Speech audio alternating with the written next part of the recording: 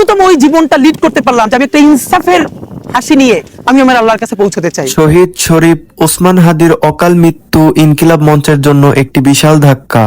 এই সংকটময় মুহূর্তে সংগঠনটি কিভাবে ঘুরে দাঁড়াবে এবং এখন কারা নেতৃত্বে আছে এই নিয়ে চলছে জনমনে উন্মাদনা। ইনকিলাব মঞ্চের প্রাণপুরুষ ওসমান হাদি আজ আমাদের মাঝে নেই। যে মানুষটি বুক চিতিয়ে অন্যায়ের বিরুদ্ধে কথা বলতেন, এক গুলিতেই তার কণ্ঠ চিরতরে স্তব্ধ করে দেওয়া হলো।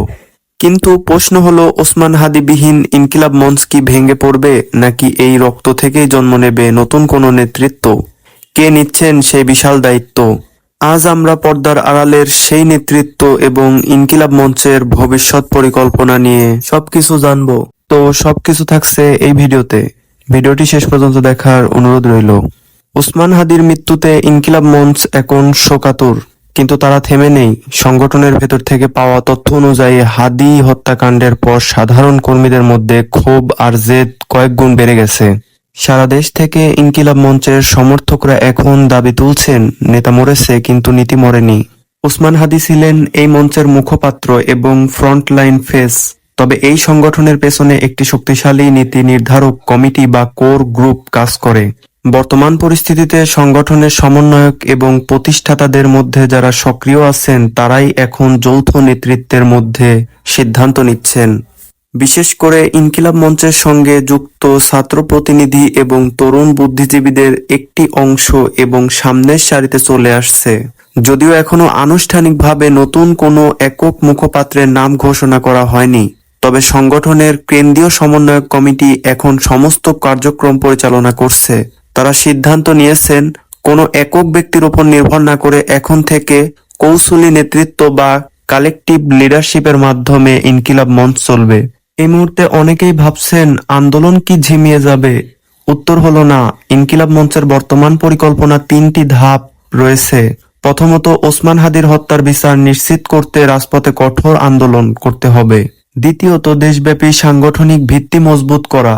প্রতিটি জেলা ও থানায় কমিটি গঠনের কাজ আরো দ্রুত করা হচ্ছে। তৃতীয়ত, একটি শক্তিশালী আইনি এবং মিডিয়া সেল তৈরি করা, যারা প্রচারণা এবং নিরাপত্তার দিকটি দেখবে। সংগঠনটি এখন তাদের ফেসবুক গ্রুপ এবং টেলিগ্রাম চ্যানেলের মাধ্যমে কর্মীদের সাথে সরাসরি যোগাযোগ রাখছে। তাদের পরবর্তী লক্ষ্য হচ্ছে আসন্ন নির্বাচনে তাদের আদর্শের প্রার্থী জয় করার জন্য জনমত তৈরি করা। তবে পথটা মোটেও সহজ নয়। ডিবি প্রধান এবং র্যাবের তদন্তে বেরিয়ে আসছে একের পর এক চাঞ্চল্যকর তথ্য।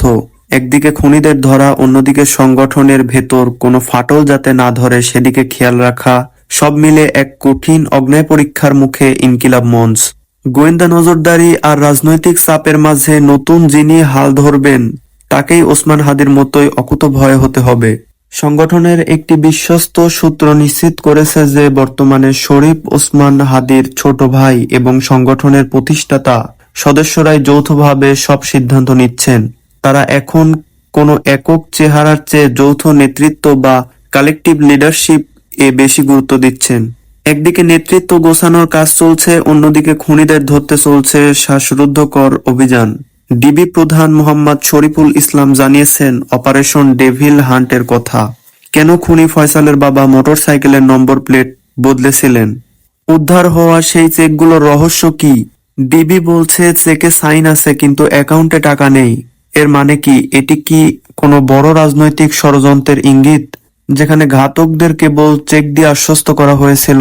ময়মনসিংহের সীমান্তে বিজিবির চিরুনি অভিযান এবং ফিলিপ নামক পাচারকারীর নাম উঠে আসা এই ঘটনাকে আরো জটিল করে তুলেছে। ইনকিলাব মঞ্চের বর্তমান নেতৃত্ব এই তদন্ত প্রক্রিয়াকে নিবিড়ভাবে পর্যবেক্ষণ করছেন এবং তারা স্পষ্ট জানিয়েছেন যদি তদন্তে কোনো ধরনের গরমিশ দেখা যায় তবে তারা রাজপথে কঠোর কর্মসূচি নেবেন।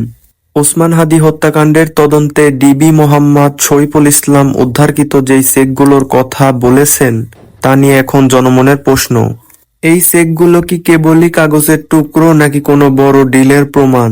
গোয়েন্দা তথ্য উঠে এসেছে ঘাতক ফয়সাল এবং তার সহযোগীরা সরাসরি কোনো বড় রাজনৈতিক শক্তির মদত ছাড়া এত বড় দুঃসাহস দেখানোর কথা নয়।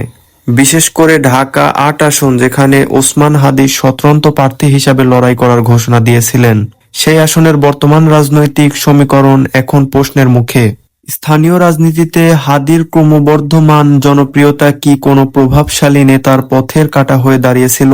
তদন্ত সংশ্লিষ্ট সূত্রে জানা গেছে, বেশ কয়েকজন প্রভাবশালী নেতার ফোন রেকর্ড এবং মুভমেন্ট নজরদারিতে রাখা হয়েছে।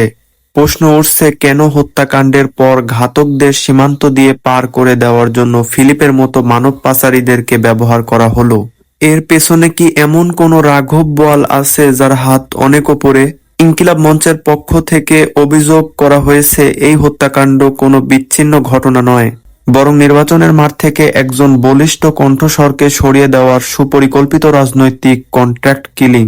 সামনে নির্বাচন, আর এই নির্বাচনের ঠিক আগ মুহূর্তে ওসমান হাদিকে হারানো ইনকিলাব মঞ্চের জন্য এক বিশাল শূন্যতা।